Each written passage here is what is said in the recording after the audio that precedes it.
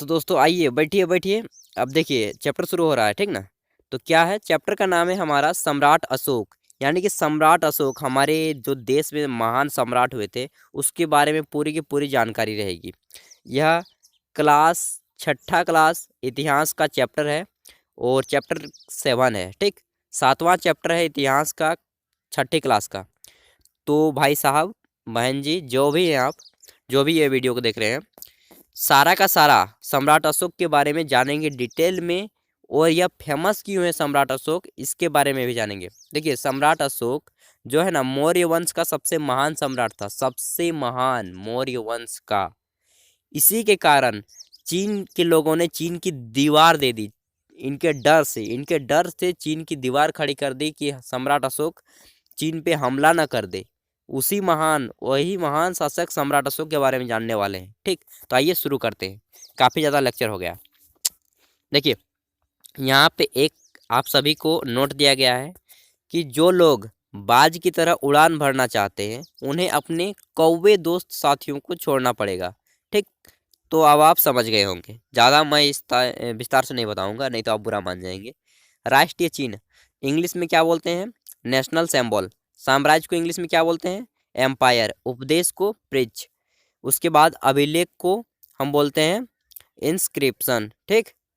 और उसके बाद राज्यपाल को गवर्नर, संदेश को मैसेज। ये सभी कुछ इंग्लिश वर्ड थे ताकि हमारे हिंदी मीडियम के बच्चे लोग पीछे न रह जाएं इंग्लिश में, ठीक। अगला है हमारा पहला क्वेश्चन शुरू होता है, अशोक किस वंश का राजा था? देखिए भाई, आपके रूप में, आपके लिए विशेष रूप से मैं राइटिंग बैठा बैठा के लिख रहा हूँ, ठीक ना। तो थोड़ा अच्छा से पढ़िएगा। अशोक किस वंश का राजा था? मौर्य वंश का। किस वंश का? मौर्य वंश का, ठीक। अगला क्वेश्चन, सम्राट अशोक के ज्यादातर अभिलेख किस भाषा में और किस लिपि में लिखे गए हैं? तो भाषा थी प्राकृत और लिपि थी ब्राह्मी। और यही प्राकृत भाषा जैन धर्म में चलाई गई थी, ठीक। महावीर स्वामी ने भी इसी भाषा में अपने प्रवचन दिए थे, क्योंकि उस समय जो है ना प्राकृत भाषा का विशेष रूप से प्रचलन था, जैसे अभी हिंदी चल रहा है। इंडिका एक पुस्तक का नाम है, किसके द्वारा लिखी गई है? जो इंडिका पुस्तक लिखी गई है वो किसके द्वारा लिखी गई है? तो मेगास्थनीज एक व्यक्ति का नाम है जो यूनान का था, ठीक। यूनानी लेखक था मेगास्थनीज, जो कि चंद्रगुप्त मौर्य के समय भारत आया था। यूनानी लेखक मेगास्थनीज चंद्रगुप्त मौर्य के समय भारत आया था। यह सेल्यूकस राजा था, सेल्यूकस निकेटर, यूनान का राजा, उसका राजदूत बनकर आया था। और यहाँ पे आकर उन्होंने एक किताब लिखी इंडिका, जिससे हमें मौर्य काल की जानकारी मिलती है, ठीक। मौर्य काल की जानकारी मिलती है। एकदम आराम से बात करेंगे, कोई हचर पचर नहीं। चौथा हमारा क्वेश्चन क्या है, देखिए अशोक के समय पूरा भारत कितने भागों में बांटा था? पूरा का अगर मैं यहाँ पे संपूर्ण बताऊं तो, कि पूरा का पूरा जो भारत था ना हमारा अशोक के समय, ये हमारा पूरा का पूरा भारत, इधर जितना भी है, ठीक, अच्छा से, पूरा का पूरा भारत कितने भागों में बटा था, यानी कि कितने प्रांतों में बटा था, कितने राज्यों में बटा था। प्रांत मतलब राज्य होता है। तो अशोक के समय, सम्राट अशोक का जब काल चल रहा था उस समय पूरा का पूरा भारत 5 राज्यों में, 5 प्रांतों में बटा था। प्रांत मतलब राज्य होता है, ठीक। स्टेट, 5 स्टेट में बटा था पूरा का पूरा भारत। अगला क्वेश्चन क्या है, प्रसिद्ध कलिंग युद्ध, फेमस है कलिंग युद्ध अभी तक के इतिहास के लिए। कलिंग युद्ध कब लड़ा गया? तो 261 ईस्वी से 62 ईस्वी के बीच लड़ा गया था। 261 ईस्वी पूर्व अधिकतर दिया जाता है, ठीक। 261-62 ईस्वी में लड़ा गया। कलिंग युद्ध का क्षेत्र वर्तमान किस स्थान पर है? देखिए ये क्वेश्चन इंपॉर्टेंट है। कलिंग का जो क्षेत्र है, मतलब कलिंग युद्ध, तो यह कलिंग जो है किस स्थान को कहा जाता था?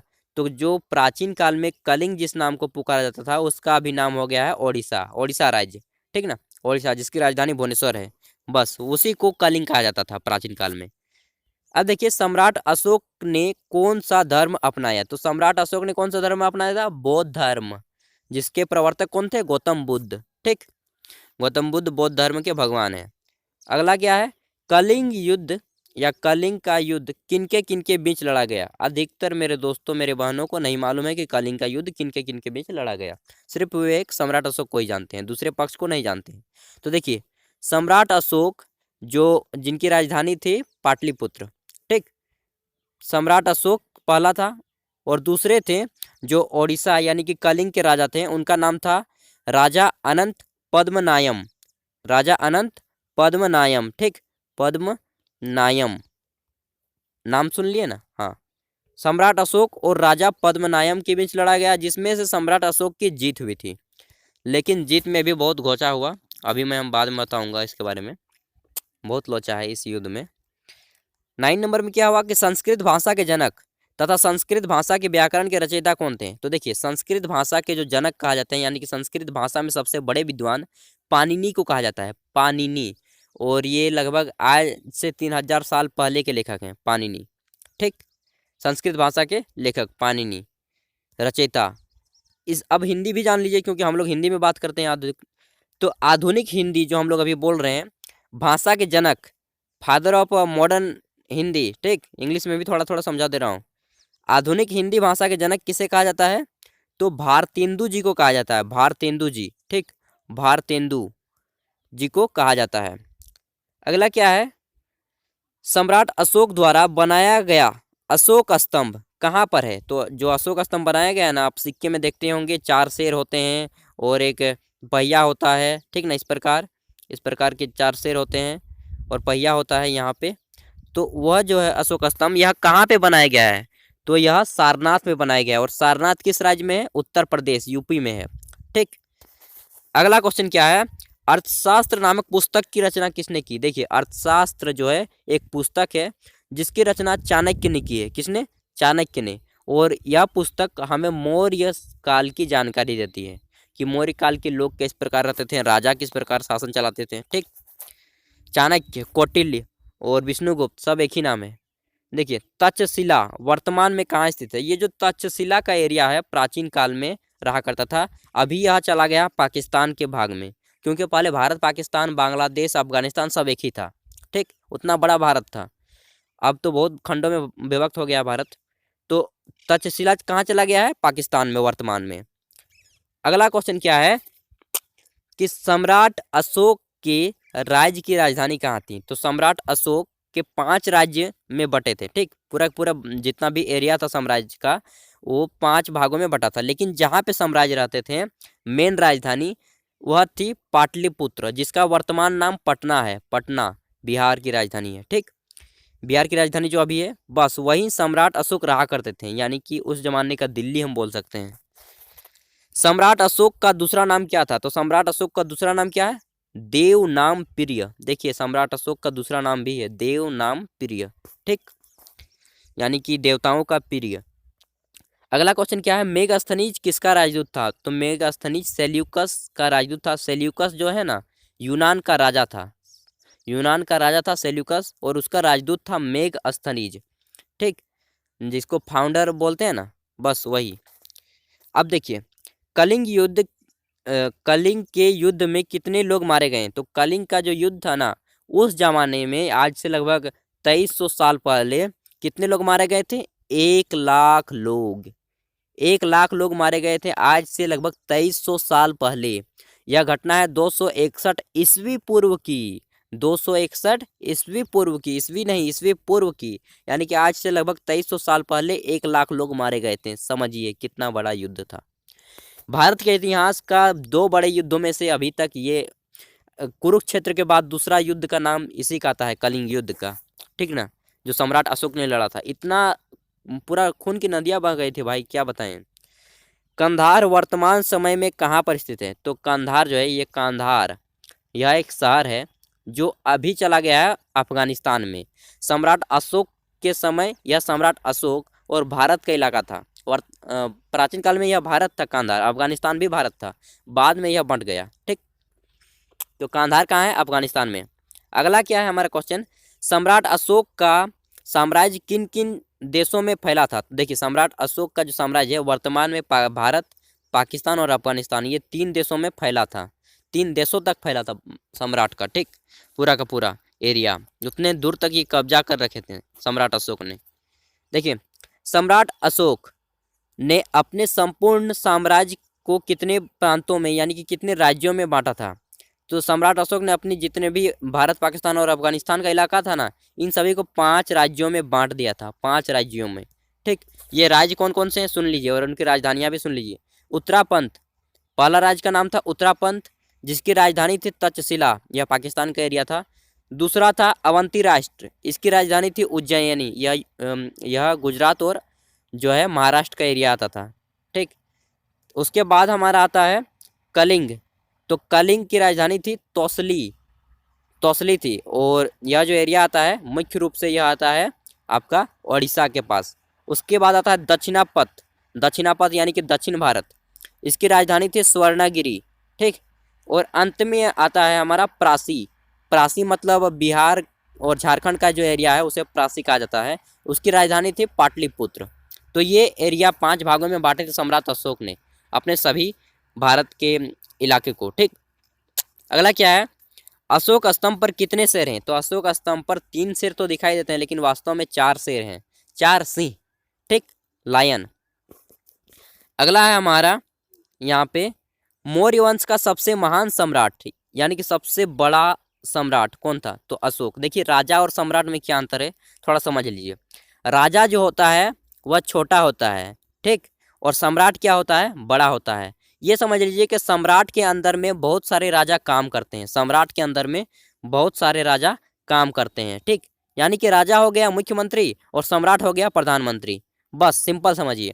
उसी प्रकार राज्य और साम्राज्य में बहुत बड़ा अंतर है। राज्य और साम्राज्य, अंतर को समझिए। राज्य और साम्राज्य में क्या अंतर है?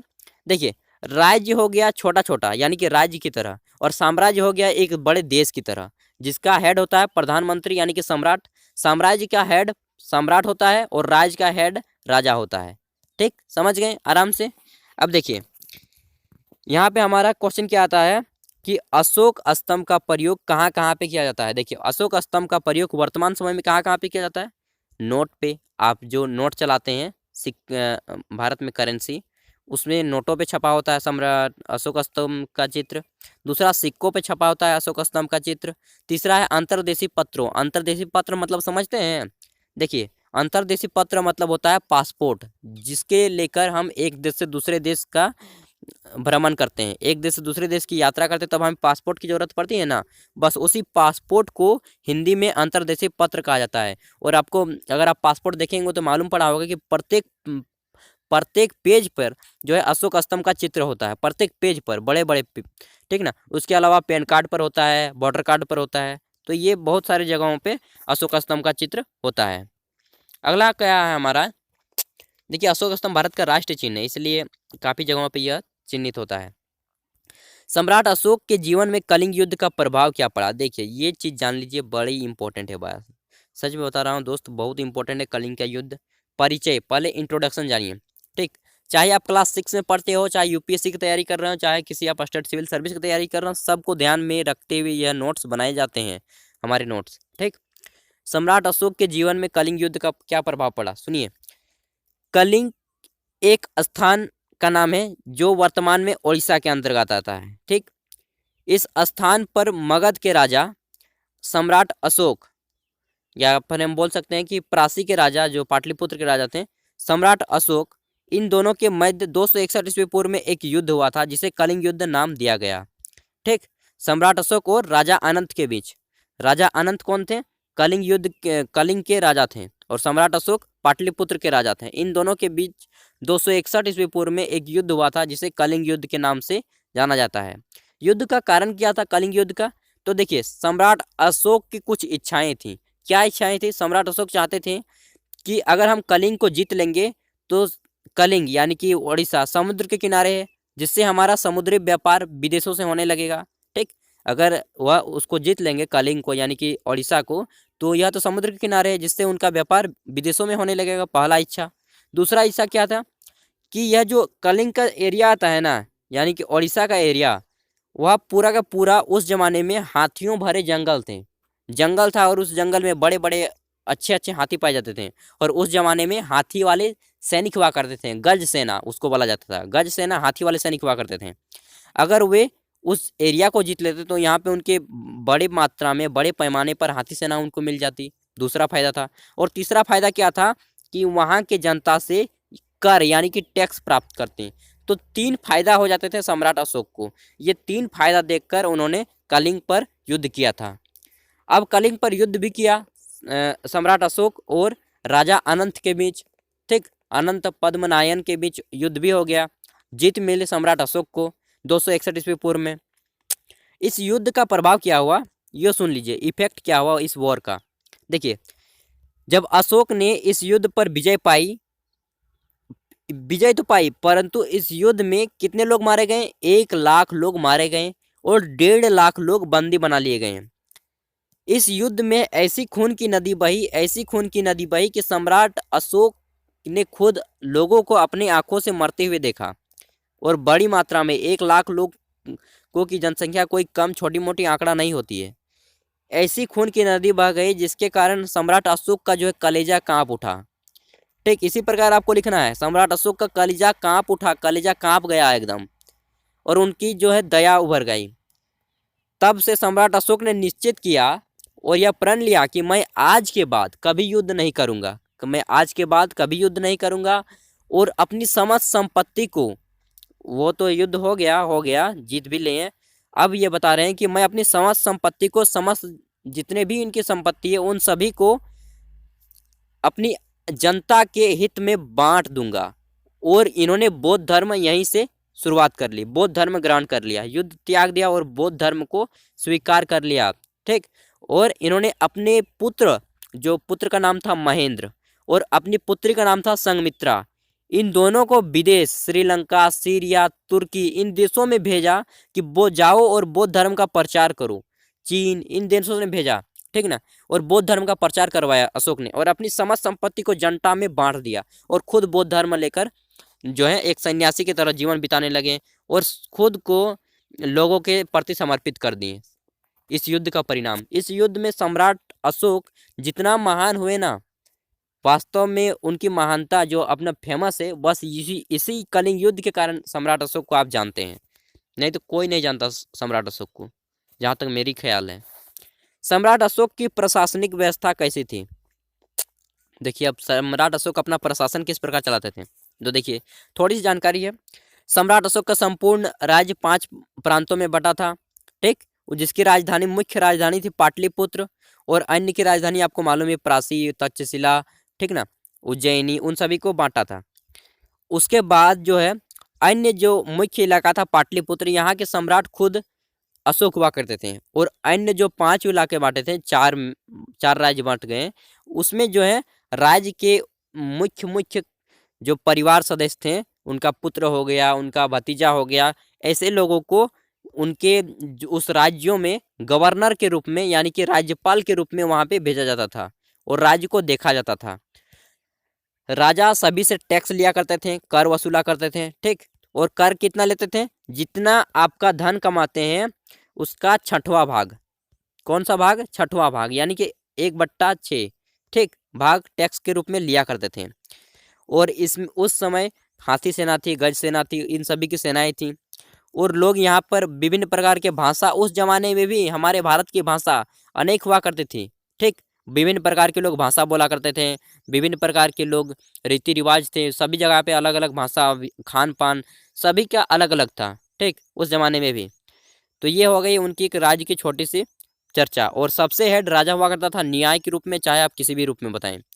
देखिए अब अगला क्या है, अंतिम क्वेश्चन, सबसे अंतिम क्वेश्चन है, अशोक का धम्म क्या था, अशोक का धम्म क्या था। धम्म मतलब होता है धर्म, धम्म संस्कृत शब्द है और हिंदी शब्द होता है धर्म। अशोक का धर्म क्या था, धर्म मैं बोलता हूँ, धर्म प्रचार के लिए किस पदाधिकारी की नियुक्ति की जाती थी। कि देखिए जब कलिंग का युद्ध हुआ तब सम्राट अशोक ने निश्चय किया कि मैं आज के बाद कभी युद्ध नहीं लड़ूंगा और खुद बौद्ध धर्म ले लिए।